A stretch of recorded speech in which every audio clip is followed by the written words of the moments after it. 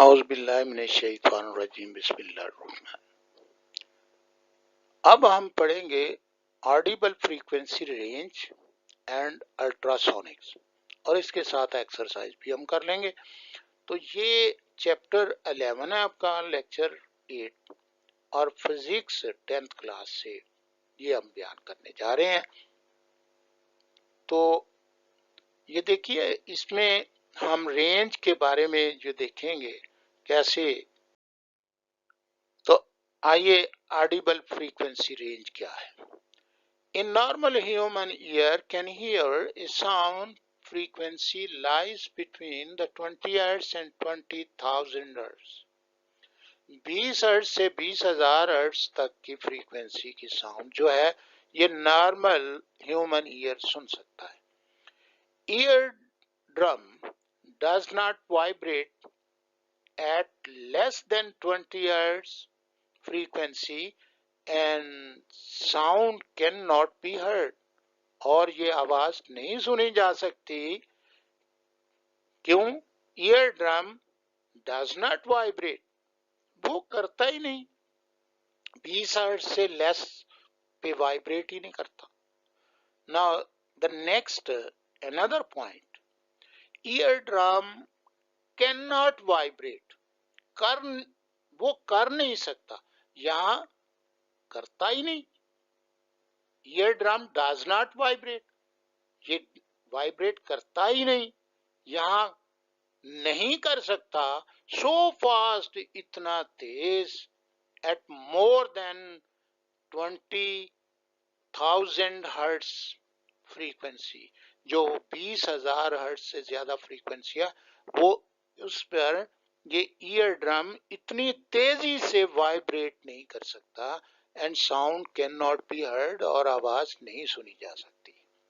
Now different people have different range of audibility, और उनकी different audibility होती है। देखिए, दो ही बातें हैं। young children can hear the sound of 20,000 hertz, तो ये 20,000 हर्ट की आवाज को सुन सकते हैं। old people cannot hear the sound of above 15,000 hertz, 15,000 hertz से ऊपर जो है ये नहीं सुनते। अब ये इनकी ऑडिबिलिटी जो है young children and old people के बारे में भी पूछा जा सकता है। अब हम आते हैं ultrasound, ultrasonic. Sounds of frequency higher than 20,000 hertz, 20,000 hertz से जो ज्यादा फ्रीक्वेंसी है, विच आर इनऑडिबल, जो नहीं सुनी जा सकती, तो नॉर्मल ह्यूमन ईयर, यानी नॉर्मल ह्यूमन ईयर जो है ये उसके लिए ऑडिबल नहीं है। आर कॉल्ड द अल्ट्रासाउंड, इनको अल्ट्रासाउंड या अल्ट्रासोनिक कहते हैं। वाई अल्ट्रासाउंड्स आर यूजफुल, ये जाहिर है कि बड़े काम की हैं, तो ये यूजफुल क्यों है उसकी वजह दी गई है। Ultrasound waves carry more energy, और इनमें एनर्जी बहुत ज्यादा होती है। Higher the frequency than audible sounds, और ऑडिबल साउंड से इनकी फ्रीक्वेंसी हायर होती है। जितनी हायर फ्रीक्वेंसी हो उतनी ज्यादा एनर्जी होगी, और ये बात मुय्यन है। According to the wave equation, और wave equation V is equal to f lambda, the wavelength is very small, wavelength जो है वो कम होती है इसकी, और ultrasonic waves are useful for the detection of small object, और छोटी छोटी चीजों को भी डिटेक्ट करने के लिए इस्तेमाल होती है। और इसकी वजह यह है कि कैरी मोर एनर्जी, मोर फ्रीक्वेंसी, वेवलेंथ स्मॉल, और इसकी इन वजूहात की बिना पर अल्ट्रासाउंड यूजफुल है। यूजेस ऑफ अल्ट्रासाउंड, इनके क्या यूजेस हो सकते हैं।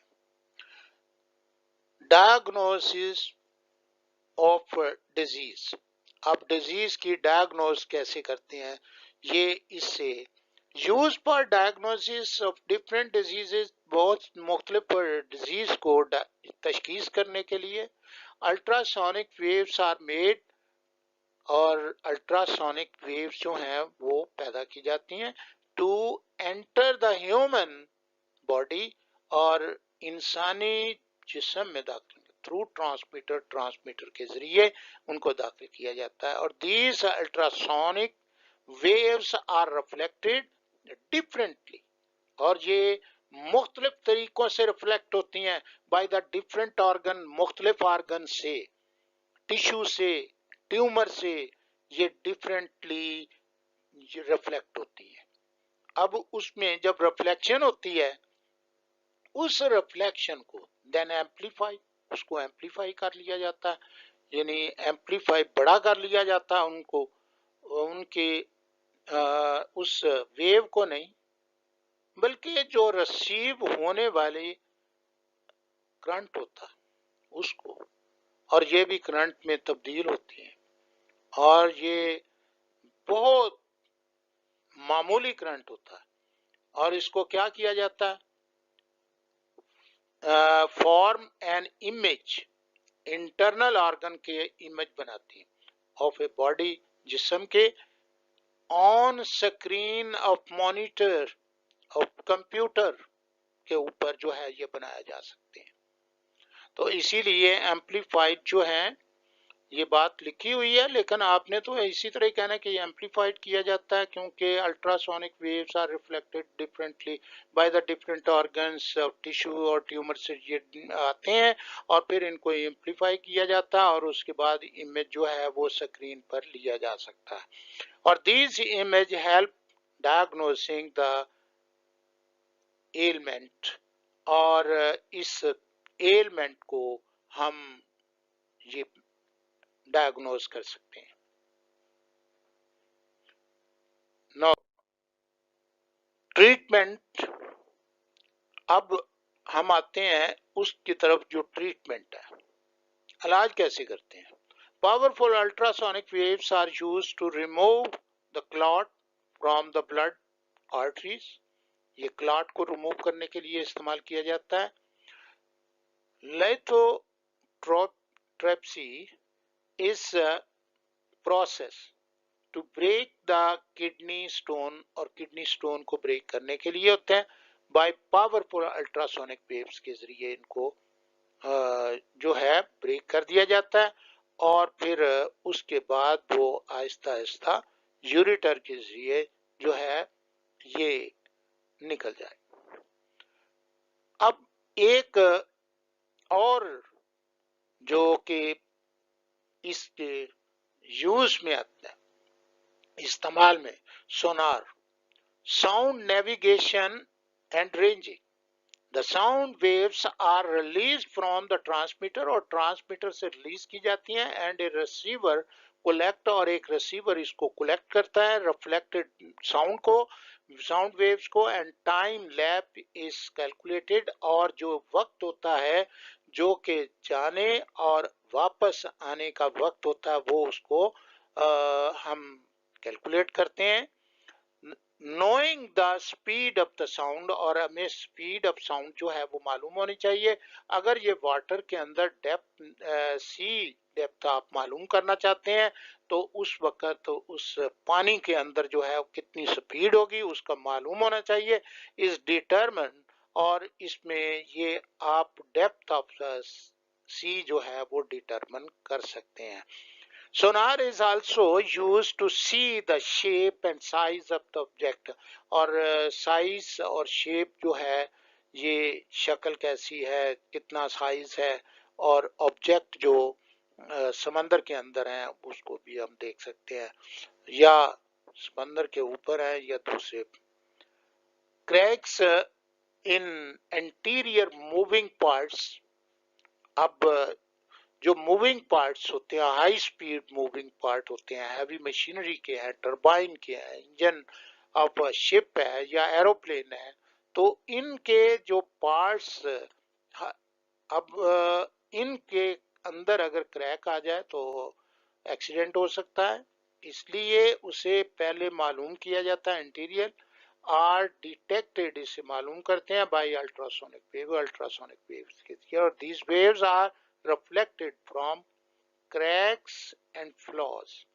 अब क्रैक्स एंड फ्लॉ जो हैं, ये आपको क्रैक थ्रेड जो आती है, या मतलब जो क्रैक होता है वो उसमें खला पैदा हो जाता है, फ्लॉ, तो वो उसे देखने के लिए कैसे देखते हैं, ये यहाँ पे लिखा हुआ है।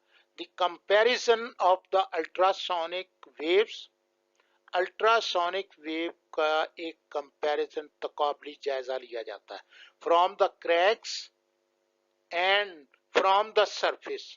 जब क्रैक से होकर आती है कोई, या फिर वो उसकी सरफेस से आती हैं, तो फिर उसके बाद जो इमेज बनता है, वहां पे एक क्ल्यू जो है वो प्रोड्यूस होता है। Of these part can give a clue, एक क्ल्यू मिलता है ऑफ एग्जिस्टेंस, इसकी मौजूदगी का, ऑफ द क्रैक की मौजूदगी का, ये एक क्ल्यू जो है वो आपको स्क्रीन पर मिल जाएगा।